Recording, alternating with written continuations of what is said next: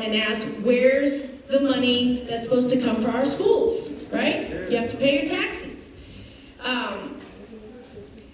So for years, we've been calling attention to the fact that City Council, and with the blessing, let's be honest, with the school board, because these agreements are joint agreements, they allow for these public subsidies to go out the door. These are our taxes to incentivize business and now residential, and at the end of the day, it's our neighborhoods and our schools that lose. So, you've heard a lot about that tonight, so this is what we're gonna do from here. As you heard from the expert from Washington, we don't even have good data. This is an expert who does this all over the country, and he looked at Cincinnati and said, I can't even tell you what the real numbers are because your reporting is not accurate, right? And this is intentional. I'll tell you, when we first started this work, we couldn't even get an Excel spreadsheet from City Hall on who was getting abatements, okay? So this is what we want. We first want to know what's really going on with the abatement program and what is the true impact on our schools and our neighborhoods. That is a fair question. That's our money, right? It's our schools, it's our neighborhoods.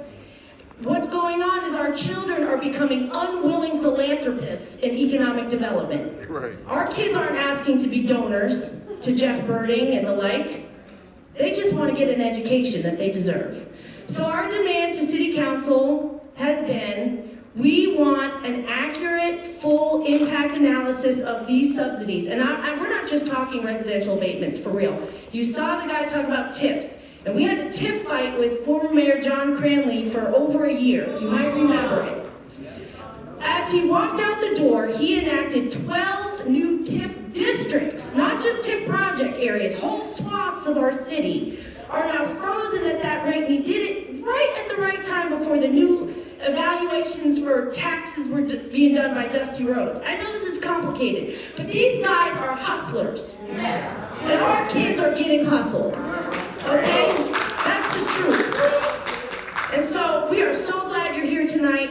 This clipboard right here when you walked in was a way for us to continue to engage with you and help you move forward on advocating for justice and equity for our neighborhoods, for our schools, on the busing issue. I know some of you guys came here. There's a whole parent group that is infuriated by the bus issue because they're just so frustrated that their children aren't getting to school in a safe and timely way. There are solutions. There are solutions. We reject the notion that this thing can't be fixed. We're a bunch of smart people in here. We all care about our kids in here, right? We all care. And so we must come together. This is not, doesn't need to be oppositional. We really hosted this to bring electeds together, to bring the community together to say, we've got to move into some better solutions for our kids in our neighborhoods.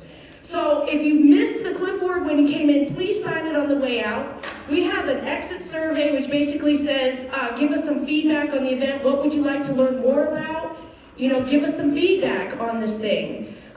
We know there's a lot of smart people in this room, and for this particular event, we really just want to get the information out. Future events, we can plan for some more interactive conversation. But for now, we really want to get this information out to you. There is a vote at City Council coming up on the mayor's proposal to do some reforms on tax abatements. We are asking that council not vote on that, and instead give the respect to the voters and our kids in our schools and give us a full impact analysis of what these policies are going to do to our neighborhoods and our kids. Find out where we do. I think that's the bare minimum that they can do. And I just want to say, we've heard from board member Eve Bolton, who's chair of the finance, that she has not been approached at all from the city on these changes. And our schools are arguably the biggest partner and stakeholder to these tax abatements. There is no reason why Cincinnati Public Schools should not be engaged with City Hall on these changes. Okay, so thank you for coming. The action is please plug in. We're going to reach back out to you. I'm sorry? Visit social media. Social media, Facebook. We're on Facebook, Cincinnati Educational Justice Coalition. We meet every month. The information's on your agenda.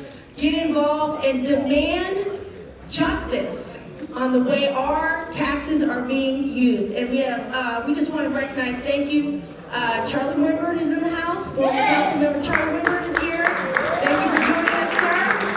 Hey, this is not a Democratic Republican issue, right? This affects all of us. This is a bipartisan issue. Thank you again for coming out tonight.